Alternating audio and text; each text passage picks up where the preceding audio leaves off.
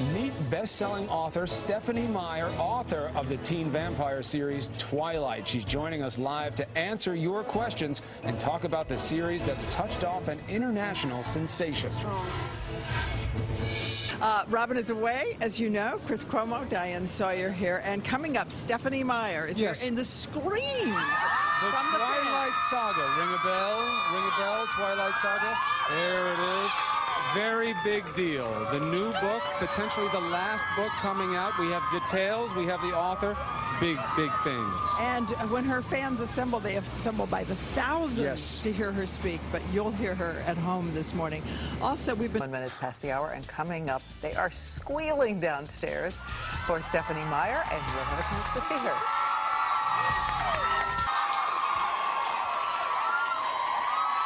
Welcome back. Big crowd here this morning. Big raucous crowd this morning. I want to tell everybody at home, you know, Robin is off, but she's got a great reason. She was in San Francisco accepting the WNBA's 2008 Inspiration Award, and the honor goes to an individual who inspires others through her commitment and dedication to work, family, and community. We congratulate her, and we're so happy everybody else knows what we know about Robin. Richly deserved. Go get him, Rob. Look at her making her comments. That's the part you know she liked the least. Yeah, I'm she sure. doesn't want to talk about it. I'm sure. But coming up as well, what you're hearing over here. The Sam Champion Fan Club Atlanta chapter. No. You know we have Stephenie Meyer here this morning. There she is, the Twilight Saga. 10 million copies have been sold. The movie's coming out. This is the 4th installation of the book. It's a big deal, and we're going to have Stephenie here to answer your questions this morning that you sent us online. And our own Dr. Tim Johnson's going to be here because he's found someone who is truly making a heroic difference in the world. There you go, Chris. I heard whispering over there, and I didn't like it. Thank you, Sam. All right, you all know Stephenie Meyer is here, so let me give you something that you want to see right off at the top. We have a little bit of a snippet, a little bit of a look at the movie Twilight. And strong. Your skin is pale white and ice cold. Are you afraid? Are you afraid? I'm afraid of losing you. I'm not the most dangerous thing out there. I want to hear the dialogue. They're saying, talk, talk. I want to hear the dialogue. I want to see the clip of the movie, just like everybody else. This is great. The movie's finally coming out. We have the last installment of the book, maybe. Book coming out after. There's a lot of intrigue. There's a lot to cover. Stephenie Meyer is here. A great, great pleasure to have you. Well, thank you so much. I am not going to ask you the question that everybody asks you, and here's why. 10 million copies sold, a movie that has clips being shared by thousands all over the internet, an online compatible community there, such intense interest, why should you be compared to anybody else? Harry Potter be gone, I say. There's no reason to ask you that. Thank you. You know, it's a really flattering comparison, but I like just being Stephenie Meyer. It's pretty cool. Of course it is. Of course it is. So, and I like this because now we're seeing the audience grow. Initially, the market for the book was seen as young girls because there's a young teen involved here, falls in love, this interesting, hairy love triangle there, a little vampire, little werewolf, and a Bella, which is very special to me. I have a young daughter named Bella. Although the whole idea of romance, I see every boy as a werewolf or a vampire, so it's this book. But it has branched out from just young teenage girls. What are you seeing now? Oh, I've got a ton of fans my age, the 30-something moms, which I really love because I wrote the book for myself, and so it makes sense to me that they would like it too. And we've got boy readers, and got everyone from, I think I got a letter from an 86-year-old grandma who was excited about the series. I think that was the top of my age limit, and then down to 8-year-olds write to me. And, you know, interesting, many know the backstory that this came to you in a dream and you woke up and kind of did like just an info dump of this great dream that you had had. But I think one of the things that captivates people about the series is how organic it is. You know, that this wasn't something product of a publishing house or a marketing firm. Are you surprised at the interest in the evolution of the characters, the audience growing, the want for more? Did you picture any of this? Oh, no. I didn't picture anything like this. It's really exciting that they care so much about the characters, too, because that's how I feel when I'm writing it.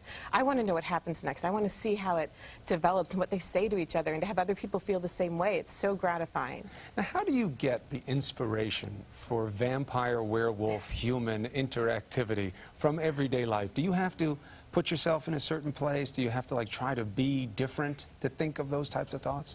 Well, once you have the characters in place, which luckily I got that great dream to start me off, when you have very strong characters, they just decide the story themselves. So I just am along for the ride. I get to watch what they want to do. It's really exciting. Now, what can you tell me about this latest installment of the book, other than it's not officially the last? You know, I was worried about violence here this morning. It was officially the last.